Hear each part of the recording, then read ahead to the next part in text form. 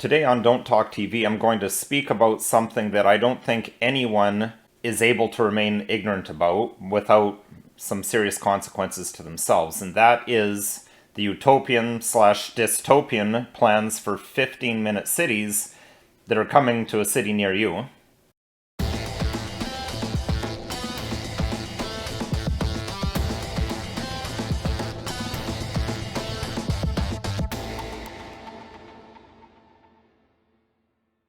Hello, my name's Nicholas Wansabutter. I'm a lawyer in Stratford, Ontario, Canada, and welcome to Don't Talk TV.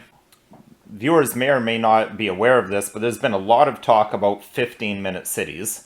Recently, this week, a friend of mine sent me an article about Waterloo region's plans for 15-minute cities. That article is actually almost a year old.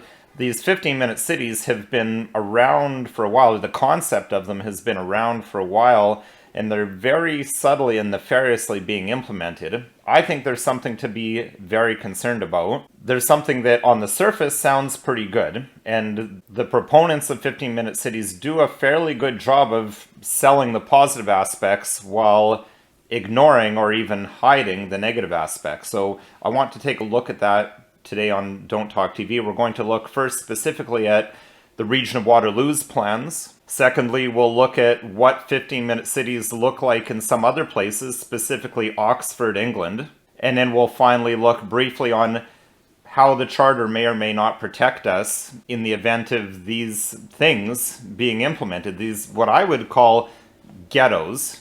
So let's take a look at the plan. As always, I'll be posting links in the show description where you can find all these things, but just to show you where I found the region of Waterloo's new plan, that's under Planning and Development.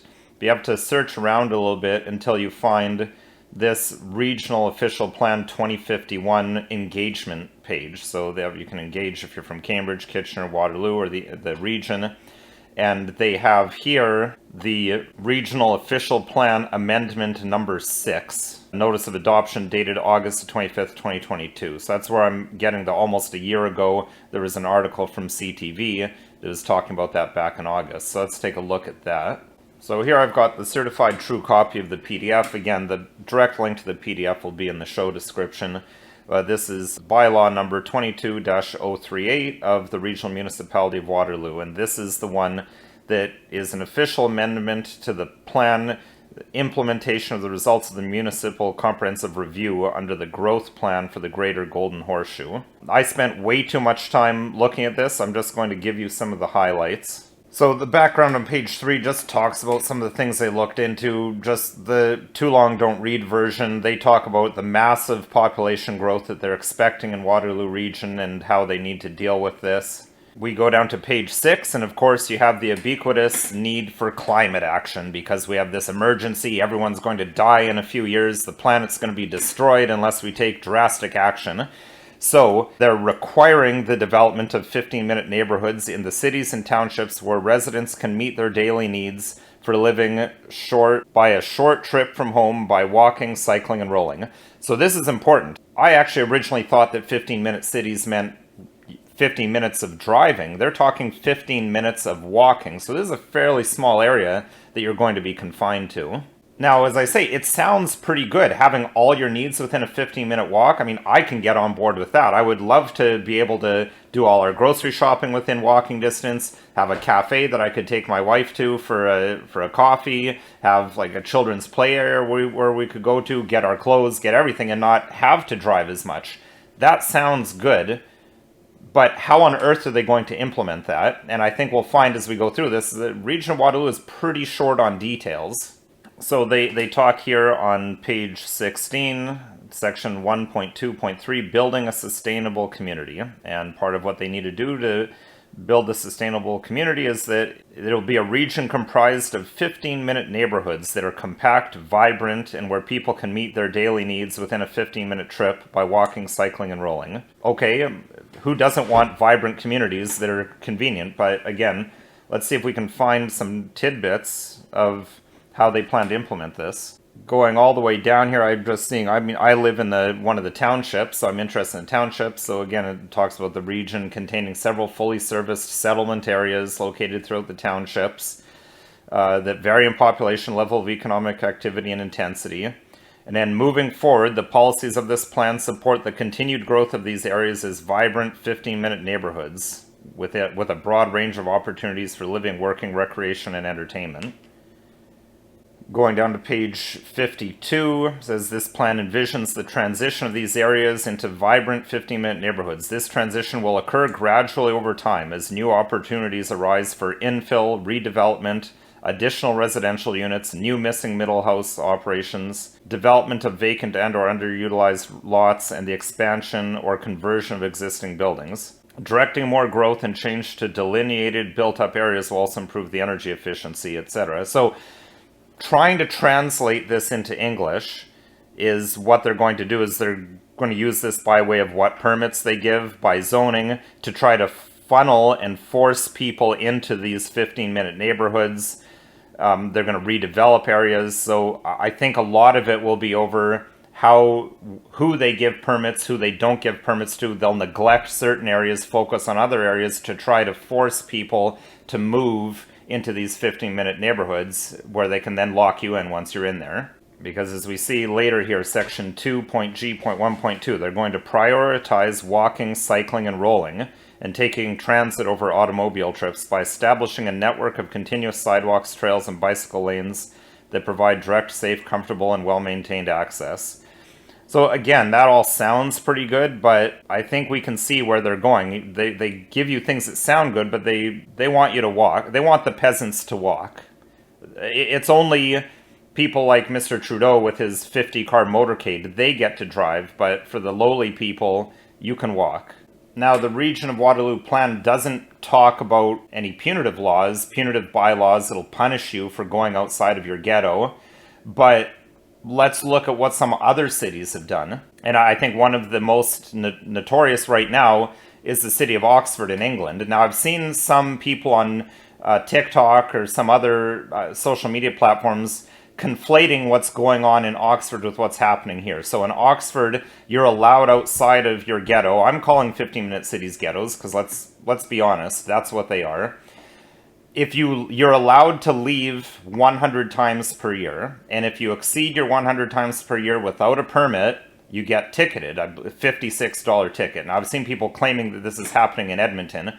I haven't seen any laws that that's happening in Edmonton. The 100 trips and the $56 fine, or equivalent of a $56 fine, because of course they use the pound sterling in England, that is Oxford, not yet in Canada, but I think we can see these are people with the same ideology, the same mentality, and these are things that they are likely to implement, in my view. This isn't conspiracy theorism. This is just making reasonable connections and reasonable conclusions based on what other people with the same mindset are doing. Let's hear from a councillor from Oxford itself of what exactly they're doing to people. The traffic filters will be installed as a trial on 6 roads in Oxford in 2024. They will not be physical barriers. They're not steel walls or electronic gates. They're simply traffic cameras that can read number plates. If a vehicle passes through, the camera will read the number plate and, if you do not have an exemption or a residence permit, you will receive a fine in the post. Now, I find this absolutely, quite frankly, it's laughable to be saying, oh, this isn't tyranny. We're not locking you in your ghetto because there's no razor wire and no gates. We're just going to spy on you with cameras, and anytime you leave your ghetto, you're going to get a ticket. It's the exact same thing. It's probably actually more efficient. It might, I mean, how many police are you going to need to patrol a wall around an entire neighborhood versus you just put up a bunch of cameras and you nail people with tickets, and then you just make it too expensive for people to leave their 15-minute neighborhood, and they'll just end up staying. So when they say this is a conspiracy theory that we're locking you down, in my view, that's just not true at all, by their own words. Now, let's look at the technology, because believe me, we have this in Canada already, the ability to do this. And in fact, this was covered just recently on this CP24 article entitled "What Ontario Drivers Need to Know About Major Rollout of License Plate Scanning Technology."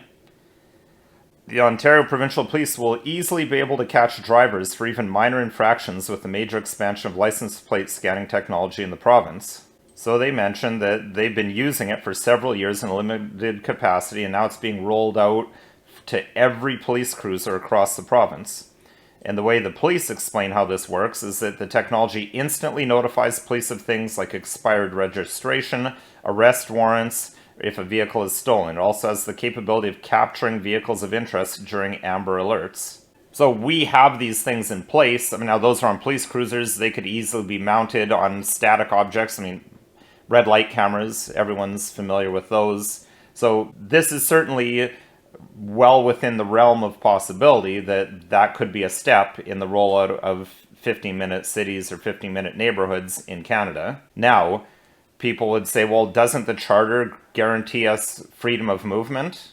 So let's have a look at what the Charter says. Section 6 of the Charter says that every citizen has the right to enter, remain in, and leave Canada. Every citizen and every person who has the status of permanent resident has the right to move to and take up residence in any province, to pursue the gaining of livelihood in any province. And then these rights are subject to certain laws. And then it says that these sections do not preclude any law, program, or activity that has as its object the amelioration in a province of conditions of individuals in that province who are socially or economically disadvantaged if the rate of employment in that province is below the rate of employment in Canada. So on the face of it, the Charter doesn't allow you to move around freely on a day-to-day basis. It allows you to move between provinces and to enter and leave the country, but that's on its face different from actually being able to move as much as you want on a day-to-day basis. And we already have a number of restrictions on that freedom of movement, such as speed limits, certain areas like military installations you're not allowed to go to. Now, the Supreme Court has talked about this in Canadian Egg Marketing Agency versus Richardson, and it says that Section 6 sub 2 is concerned with movement within Canada to take up residence or to pursue the gaining of a livelihood. The right of Canadian citizens and permanent residents to move about, reside, and work in the province of their choice was constitutionalized out of a concern with fundamental human rights, and supports the notion of equal treatment and non-discrimination on the basis of residence. I'll link the case rather than going through the case itself. It's very lengthy and long-winded. They do talk about basic human rights. That may be of some assistance of us, but again, note the language about as long as there's no discrimination. Well, if everyone is locked in 15-minute cities, maybe you may not be able to argue that there's discrimination. Plus, how much has the Charter been respected by our governments the last 3 years? I think we need to always be aware of the context. None of these things are in a vacuum. We are in the context of Canada as it is in 2023 and moving forward. And as I said, during the COVID pandemic, I was most concerned about the very dangerous precedents that were being set. Precedents have been set that in order to deal with a health emergency, you can lock people in their homes. You can force them to take medical treatments, and courts have ruled in favor of that. Well, we see climate change, the climate emergency, that's always being yelled hysterically about by the mainstream media. That could be setting the stage for the courts to then say, oh, well, because it's, you don't have the right to go to church in a health emergency, so therefore you also don't have the right to go to church in a climate emergency, or you don't have the right to leave your ghetto in a climate emergency. So these are things that aren't here yet, but they're things to be aware of. Be aware of what your locality, your jurisdiction's plan is. Region Waterloo is just one. Look into your local municipality. What are they planning? Get involved in municipal politics. Municipal politics are probably the most important to your day-to-day living. They're probably also the easiest to break into if you can actually convince people to vote. That's the biggest downside of municipal politics, is there isn't a whole lot of voter engagement. But be aware of what other places are doing and of what your legal rights are. So this video is not legal advice. If you need legal advice, call a lawyer. You can contact me or another lawyer. My website and phone number are listed below. If you have topics you'd like to see me cover on this show, please send us an email to the email address listed below, or leave a comment in the comment section.